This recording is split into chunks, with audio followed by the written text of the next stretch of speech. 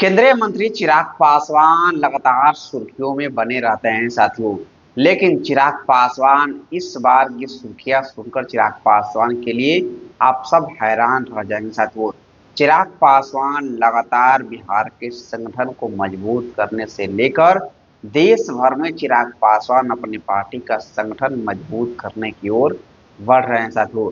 चिराग पासवान का मिशन है कि लोक जनशक्ति पार्टी रामविलास को आने वाले समय में देश की बड़ी पार्टी बनाए साथियों।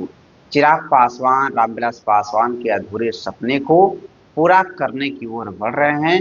और चिराग पासवान ने जिस तरीके से आपने देखा होगा कि लोकसभा चुनाव में चिराग पासवान को एक बड़ी सफलता हाथ लगी थी। लोकसभा चुनाव में 100% का स्ट्राइक रेट का साथियों, उसी के तर्ज पे चिराग पासवान अपना बिहार के विधानसभा चुनाव में भी 100% का स्ट्राइक रेट को बरकरार रखने की पूरी कोशिश में लगे हुए हैं।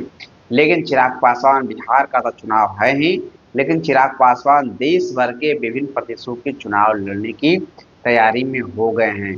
चिराग पासवान विभिन्न प्रदेशों के अध्यक्षों से लगातार दिल्ली में मुलाकात कर रहे हैं और इसके बाद संगठन को मजबूत करने के चिराग पासवान का इशारा हो रहा था। चिराग पासवान एनडीए गठबंधन के सबसे मजबूत स्तंभ के रूप में हैं। लेकिन बिहार ने देश भर में चिराग पासवान अपने संगठन को लेकर काफी एक्टिव मूड में हो गए था। तो चिराग पासवान आने वाले बिहार के विधानसभा चुनाव एक मजबूती के तहत लड़ने की तैयारी में है।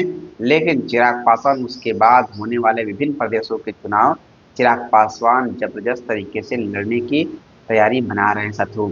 आपने देखा होगा कि झारखंड की विधानसभा चुनाव में चिराग पासवान को एनडीए गठबंधन से एक सीट मिली, लेकिन वो एक सीट चिराग पासवान जीत गए। इसके बाद से चिराग पासवान का कॉन्फिडेंस लेवल हाई लेवल पर चल रहा है। वहीं दिल्ली की विधानसभा चुनाव में चिराग पासवान को एनडीए से एक सीट मिली और उस एक सीट पर करीब 50,000 से अधिक मत लोजपा के प्रत्याशी को मिला था साथियों। इससे चिराग पासवान का पूरी तरीके से क्रेज देखने को मिल रहा है देश भर में। तो देखते हैं कि आने वाले चुनाव में चिराग पासवान की बिहार में और विभिन्न प्रदेशों में क्या होती की भूमिका। लेकिन अभी के नहीं, मैक्से पासवान, जय हिंद जय बिहार।